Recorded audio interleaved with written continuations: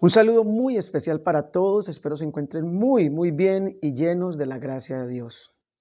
Se cuenta que en alguna ocasión una tribu guerrera que habitaba en la cima escarpada de una montaña de los Andes bajó hasta el valle y allí atacó a otra tribu que vivía cerca del río. Como botín de guerra raptaron a un bebé y lo llevaron muy arriba en la montaña. Los guerreros más valientes de la tribu del valle fueron enviados a rescatar este bebé, pero fueron tantos los peligros, los obstáculos y las dificultades que encontraron que a los varios días decidieron desistir de su intento.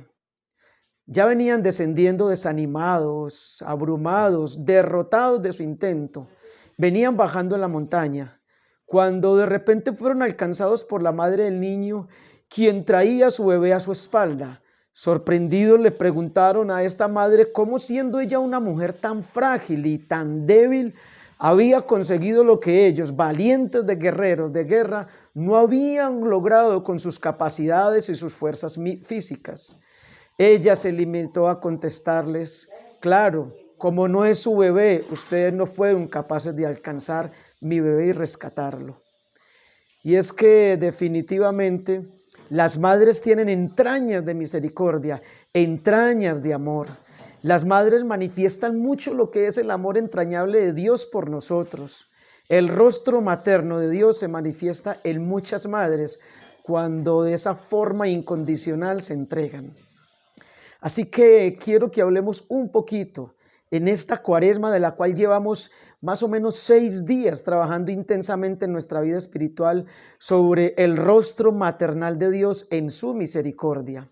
El Evangelio según San Mateo en el capítulo 25, versículo 31, nos dice que Jesús, que es la misericordia encarnada de Dios, que vino a manifestar ese rostro maternal del Padre o paternal, Jesús vino a manifestarnos la paterna maternidad de Dios. El Mateo 25, 31 dice Jesús claramente a sus discípulos: en aquel tiempo separará el Señor a unos de otros.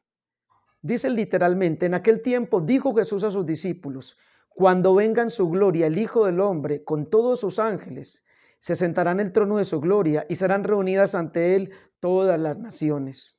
Él separará a unos de otros como un pastor separa a las ovejas de las cabras. Pondrá las ovejas a la derecha y las cabras a su izquierda. Entonces dirá el rey a los de su derecha: vengan a mí, benditos de mi Padre, hereden el reino preparado para ustedes desde la creación del mundo.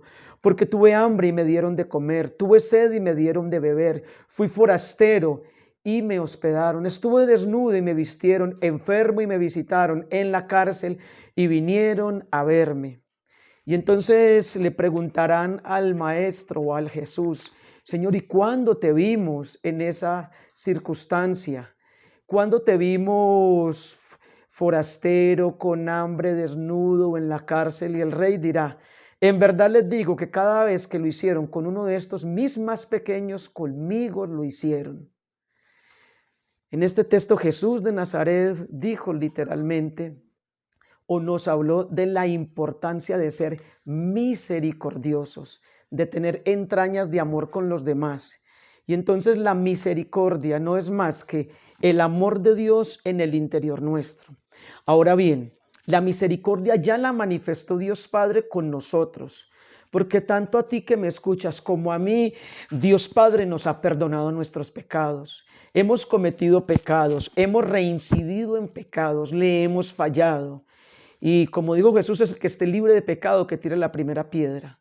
Pero también podríamos decir el que esté libre de la misericordia de Dios, que tire la primera piedra, porque la misericordia de Dios es para todos.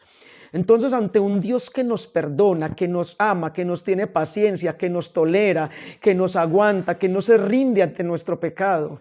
Porque si nosotros insistimos en pecar, Jesús insiste en amarnos. Y si nosotros nos obstinamos tercamente en seguir pecando, Dios también se obstina tercamente en seguirnos amando. La pregunta es: ¿quién se cansa primero? ¿Yo de pecar o Dios de amarme? La respuesta es clara: yo me canso primero de pecar, porque Dios no se rinde, no se cansa en manifestar su amor, su misericordia y su ternura a cada uno de nosotros. Entonces, como Él siempre nos va a perdonar, como Él siempre va a manifestar misericordia con nosotros, nos toca ya a nosotros también manifestar esa misericordia con los demás. Aclaro esto, Dios siempre nos va a perdonar. Siempre la misericordia de Dios es infinita, pero ojo, recuerden que hay un pecado que es blasfemar contra el Espíritu Santo. Y blasfemar contra el Espíritu Santo no es hablar mal del Espíritu Santo, porque muchos han hablado mal del Espíritu Santo, de Dios, y han sido perdonados. Blasfemar contra el Espíritu Santo lo define muy bien el Catecismo de la Iglesia Católica, numeral 1864. Allí dice textualmente que la misericordia de Dios es infinita, pero aquel que se niega a acogerse a la misericordia de Dios y sigue pecando deliberadamente a lo largo de su vida frente a semejante pecado, no hay misericordia que valga. Entonces, blasfemar contra el Espíritu Santo es seguir enraizados en nuestros pecados durante días, semanas, años y no trabajar la conversión. Por eso la misericordia de Dios es infinita y es grande, pero para el que se arrepiente. La misericordia de Dios no es para el que no se arrepiente. Mientras estamos en este mundo, Jesús siempre será abogado, juez, defensor, justo juez, pero cuando pasemos de este mundo al otro, ya no será tanto defensor misericordioso, sino que se aplicará la justicia divina. Y ahí es donde se aplica lo de este evangelio, que separará a un lado, a la derecha ovejas, a la izquierda cabras, ovejas los que obedecieron, cabras las que se rebelaron. Entonces, una analogía muy linda. En este sentido, entonces, la misericordia de Dios se manifiesta en nosotros, pero nosotros tenemos que manifestar la misericordia con los demás, en pequeños y grandes detalles.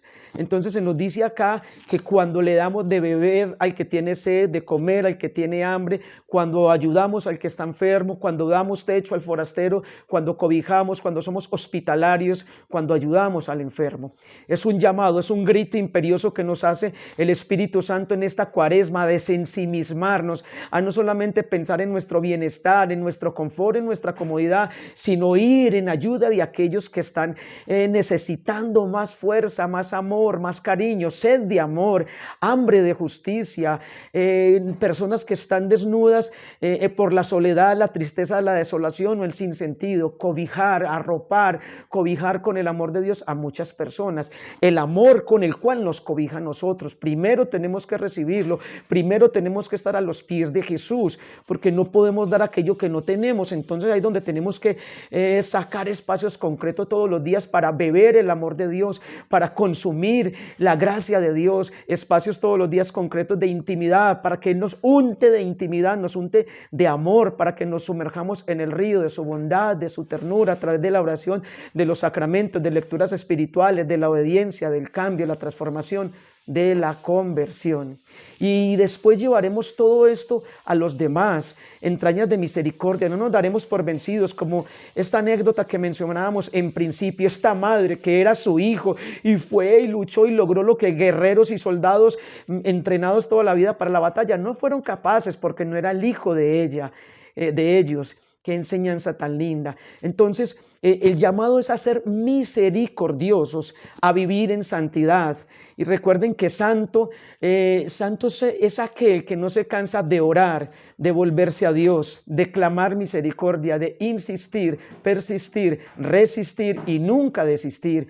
El libro del Levítico, en el capítulo 19, nos dice hermosamente el Señor: sean santos porque yo, el Señor su Dios, soy santo.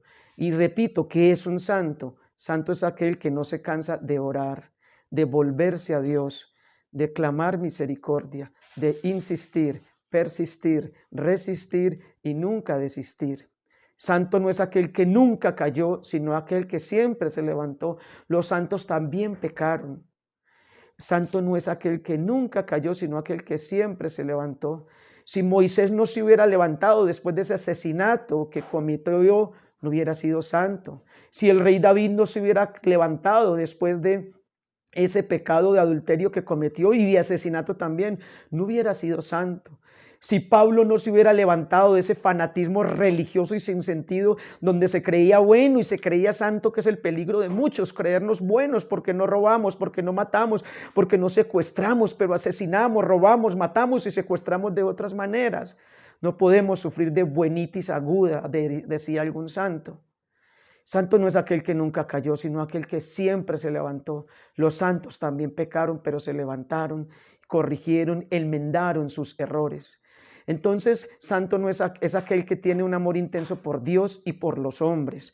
Por Dios y por los hombres. El Levítico entonces nos dice que para ser santo nos da unas instrucciones como son no robar. Ojo con esto, ya lo dijimos, no robar bendiciones, no robarle la paz a nadie, no defraudar, no engañar, no utilizar a los demás con intereses personales o particulares, no explotar a los demás, no abusar de nadie, no dominar, no querer controlar. Y recuerden que el control es la herramienta de los débiles. Yo no tengo que controlarle la vida a nadie, ni puedo pretender saberlo todo, ni conocerlo todo, ni saber todo lo del otro. Tengo que concentrarme en lo mío, en mi historia, en lo que Dios me pide, no dominar. No maldecir, dice el Levítico. Yo soy el Señor su Dios, por eso traten de no juzgar, no emitir sentencias, no señalar, no criticar, no andar difamando a nadie. Es impresionante cómo la mayoría de textos bíblicos en cada uno de los libros de la Sagrada Escritura hablan de no hablar mal de los demás, no difamar. Nos dice acá también el texto hermosamente, no guardará rencor ni odio por nadie. Esa es la santidad a la que Dios nos llama, mantenernos firmes y vivir en la santidad. En el año 203, una mujer llamada Perpetua, que pertenecía a una familia rica, una familia muy influyente en la ciudad de Cartago, en Europa. Esta mujer gozaba del gran aprecio de su pueblo, de sus seres queridos. Y un día un predicador llamado Saturo, un diácono, le anunció el amor de Dios, le anunció a Cristo. Y ella acogió a Jesús de Nazaret en su corazón. Y a través de esa predicación y de la apertura de ella se convirtió toda su familia, se convirtieron todos sus empleados, empleadas y esclavos. Y entonces decidió ella celebrar una fiesta y un banquete en honor a Jesús de Nazaret. En aquel tiempo estaba reinando el emperador Severo, que era perseguidor del cristianismo, y se enteró de aquella fiesta en honor a Jesús de Nazaret. Entonces mandó sus guardias imperiales para que los arrestaran a todos. Una vez arrestados, se llevaron entonces también a Perpetua y a una de las más fieles seguidores de Cristo, una de sus esclavas llamada Felicidad, que estaba embarazada. Estando allí en la cárcel les propinaron terribles flagelos por creer en Jesús de Nazaret. Y allí dio a luz Felicidad a un bebé del cual se hicieron cargo todos sus hermanos en la fe, toda su familia cristiana. Finalmente el papá de Perpetua le rogó a Perpetua y a Felicidad que por favor renegaran de Jesús, que apostataran de la fe, pero ambas se mantuvieron firmes en la fe y no renunciaron a la fe en Jesús de Nazaret. Por tanto, entonces las enviaron para que fueran martirizadas en el circo, en el Coliseo Romano, las amarraron a un árbol y allí entonces soltaron una vaca furiosa para que con sus cachos, sus cuernos la apuñalara, pero curiosamente la vaca se resistió y no quiso hacerlo, por tanto las decapitaron y murieron firmes en su fe a Jesucristo. El llamado más lindo para esta cuaresma es ese, que nos mantengamos firmes. Muchas son las tentaciones que se nos vienen en esta cuaresma. Cuando los cristianos nos proponemos aumentar la oración, el ayuno, el sacrificio, también se aumentan las tentaciones. Por eso cuando Jesús fue al desierto guiado por el Espíritu Santo, allí fue donde más se aumentaron las tentaciones. Jesús eligió irse para el desierto un tiempo de retiro espiritual, a orar, a estar en intimidad. Se fue de retiro espiritual con el Espíritu Santo y con su papá, y allí se le manifestó el demonio. Esto demuestra que cuando nos hacemos buenos propósitos espirituales es cuando más tenemos que luchar con las tentaciones que se nos presentan. Y el que le pide a Dios que le ayude a no ser orgulloso, que le ayude a ser humilde, se le disparan más las tentaciones de orgullo. Y el que le pide a Dios no ser resentido, que tenga capacidad de perdonar, es cuando más tendrá tentaciones en ese sentido. Pero en el desierto Jesús, con el poder del Espíritu Santo, no se dejó vencer por el demonio ni por las tentaciones, sino que salió victorioso. Por eso el desierto no lo podemos enmarcar tanto desde la óptica de tentación y de demonio. No, el desierto es el lugar del triunfo sobre la tentación, es el lugar del triunfo y la victoria de Jesús sobre el pecado con la fuerza del Espíritu Espíritu Santo, igual para nosotros. Este desierto cuaresmal, 40 días, de los cuales llevamos 6, es el tiempo para que alcancemos la victoria, llenándonos del poder del Espíritu Santo a través de la oración basada en la obediencia, aterrizada en las situaciones concretas de nuestra vida, para poder disfrutar de las bendiciones de Dios conforme a lo que dice el Salmo 19, donde se manifiesta hermosamente que la ley del Señor es perfecta y es descanso para el alma. O sea que si queremos tener descanso en el alma, seguir la ley del Señor es lo mejor. Dice que el precepto del Señor instruye a los ignorantes. Claro, el libro de Oseas dice que nosotros perecemos por falta de conocimiento. Es que la ley del Señor nos saca de la ignorancia. Dice este Salmo 19 que los preceptos del Señor alegran el corazón. O sea que el secreto para vivir alegres es meditar, profundizar en los preceptos del corazón, que la norma del Señor es límpida, da luz a los ojos. O sea que los preceptos de Dios nos sacan de toda ceguera espiritual. Dice finalmente este salmo hermosamente: Señor, que te agraden las palabras de mi boca y el meditar de mi corazón, refugio mío y roca mía. Pidámosle al Señor esa gracia, que el meditar de nuestro corazón, que nuestros pensamientos, palabras y acciones le agraden al Padre Celestial. Gloria al Padre, al Hijo y al Espíritu Santo, como era en el principio, es ahora y siempre, y por los siglos de los siglos. Amén.